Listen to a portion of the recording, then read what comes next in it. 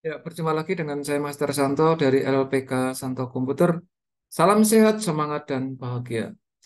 Di dalam pelatihan kewirausahaan program dari Kementerian Pendidikan Kebudayaan Riset Teknologi melalui Direktorat Kursus dan Pelatihan, diikuti 20 peserta. Kali ini saya akan memberikan tutorial menggunakan ChatGPT dan manfaatnya.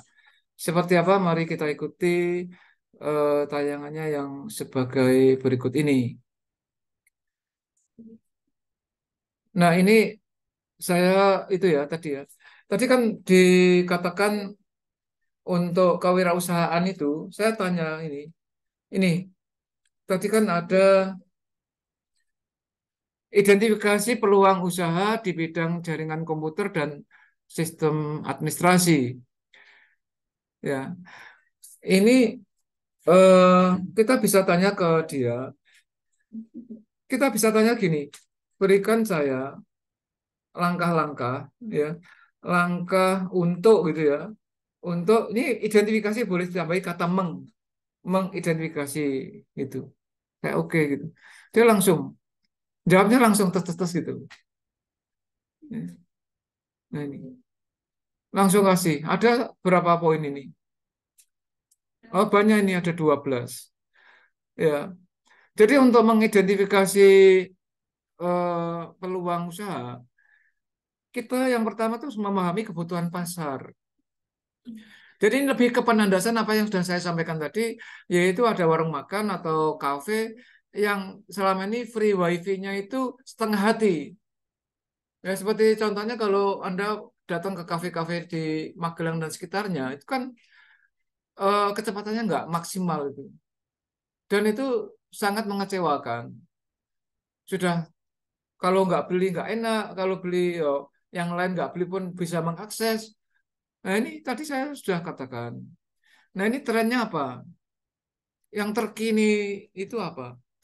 Misalnya kebutuhan perusahaan akan solusi jaringan ini. Perusahaan ini tidak selalu harus asumsinya misalnya sekaliber industri ya, kayak karoseri armada misalnya. Nggak harus. Kuliner-kuliner di sekitar kampus UMM, Undidar, atau yang lain itu juga perusahaan. Jadi kalau kita mendengar kata perusahaan itu tidak selalu eh, perusahaan yang karyawannya ratusan bahkan ribuan ya. Perusahaan itu kan dari kata usaha. Termasuk Anda itu sebagai pengusaha. Kalau Anda sebagai entrepreneur, sebagai pengusaha itu Anda sebetulnya punya perusahaan gitu. Tentang anggotanya masih 5 orang termasuk Anda sendiri itu urusan lain, tapi nantinya kan berkembang. Nah, solusinya seperti apa?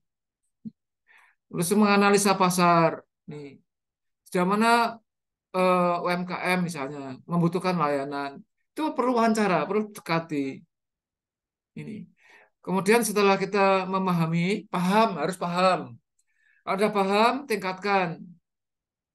Ya, Anda harus meningkatkan kompetensi pengetahuan Anda itu. Ini perbarui dan tingkatkan keterampilan Anda dalam jaringan komputer dan administrasi sistem. Pastikan Anda terkini dengan teknologi. Belajar terus. Kemudian mengevaluasi kebutuhan pelanggan. Kadang-kadang pelanggan itu belum tentu cocok dengan apa yang kita berikan. Maka perlu diwawancarai. Terus konsultasikan dengan calon pelanggan.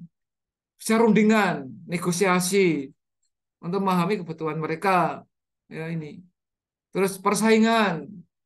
Ya. Nah, nanti di kelas ini, di kelompok 20 orang ini tentu teman KUB yang lain bukan sebagai persaingan, tapi teman. Kalau Anda kewalahan menyelesaikan proyek yang diberikan oleh pelanggan, ya bisa kerjasama dengan KUB lainnya. Gitu. Ini. Kecuali memang di tempat lain ada yang lain ya, itu Anda harus meninjau, menganalisa di itu. Kita bisa menentukan kelemahannya mereka apa, kelebihan mereka apa. Bahkan kita pun juga harus memahami kelemahan kita. Sehingga ada celah-celah yang bisa Anda peroleh supaya bisnis Anda itu bisa survive itu. Yang kelima, spesialisasi. Pertimbangan untuk fokus pada area spesifik seperti misalnya keamanan jaringan atau mungkin pengelolaan cloud. Cloud itu eh, flash disk yang di langit bahasa saya itu. Ya, jadi Anda kemana-mana kalau bawa flash disk itu kan bisa ketinggalan, maka Anda harus menyimpan ke cloud. Nah, cloud ini juga seperti tadi ke komputernya Pak Santo kan ada dua partisi, yaitu partisi oh ini tadi belum saya record ya. Sudah, sudah saya record atau belum nih? Sudah ya. Oke.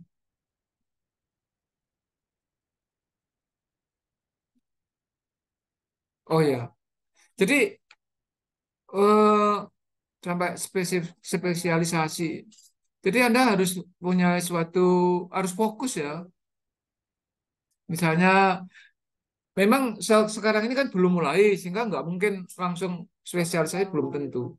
Maka 5 orang di dalam KUB itu masing-masing punya kelebihan dan kelebihan masing-masing, punya keunikan sendiri-sendiri gitu. Ada yang ahli ke marketing, ya. Ini lebih luas nanti. Kemitraan, ya. Jadi 50 kali pertemuan itu tidak lalu membuat Anda langsung hebat, langsung kompeten, enggak. Harus proses itu. Ini. Terus inovasi teknologi ya, perkembangan teknologinya. Nantinya bisa aja, oh ternyata netbook ini kok belum mumpuni, ya, harus beli gitu. Pancing tadi, ya.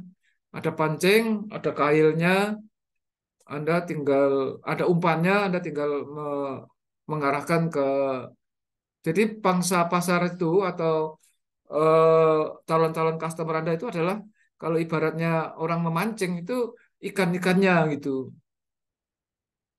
Tapi ini yang penting, pantau perkembangan terus-menerus, evaluasi bagaimana inovasi yang terbaru. Ini nanti, nah ini adalah yang diberikan oleh ChatGPT itu. Nah, terkait dengan ChatGPT sendiri, tentu kreativitas Anda di dalam bertanya. Maka tadi sedikit joke ya tentang bagaimana kalau lelucon, bagaimana membuat resep masakan gitu ya, itu variasinya. Nah, penyedia layanan manajemen TI, teknologi informasi, itu bisa lewat apapun. Ya. Pemelihara jaringan itu biasanya Anda bisa komunikasi dengan orang yang lebih senior. Walaupun nanti di antara KUB yang ada di sini, empat KUB itu ada yang menonjol, bisa pihak luar. Nah ini konsultasi kebutuhannya apa itu Anda bisa dibantu oleh ChatGPT juga. Lalu pemasaran, marketing itu penting. Marketing tidak harus selalu lewat sosial media loh ya. Ada banyak orang-orang yang bisnis tradisional itu mengeluh, Pak, aku kok orang iso sosial media ki caranya kepiye gitu.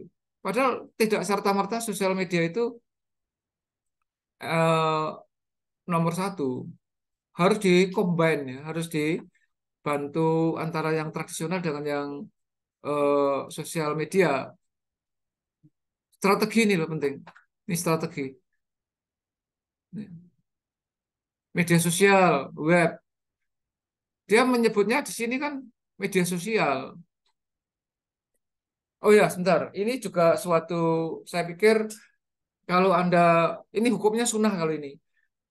Ya, Anda buat yang namanya website pribadi dengan yang namanya .site, .site.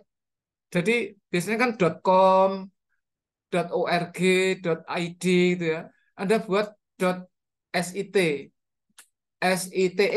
site. Seperti tempat Pak Santo itu .site.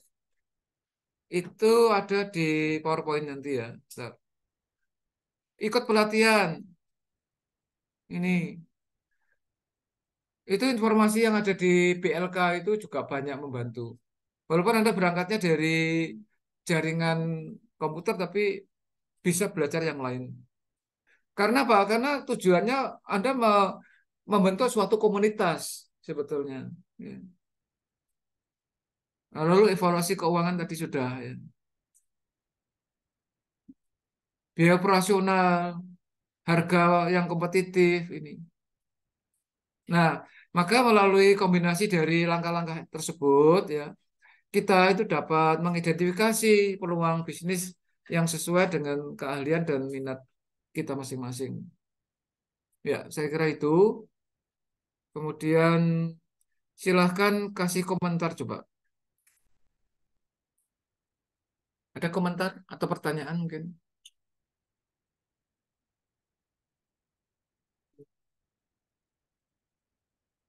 Kalau Anda bertanya, berkomentar, itu sebetulnya bagian dari belajar. Dari B-nya, tadi kan ada A, action. Jadi kalau bertanya ya A dan B juga ada. Apa? Gimana? Kapan?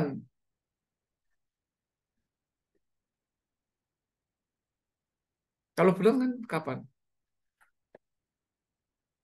Kapan, Mbak? Besok, atau tanggal 8.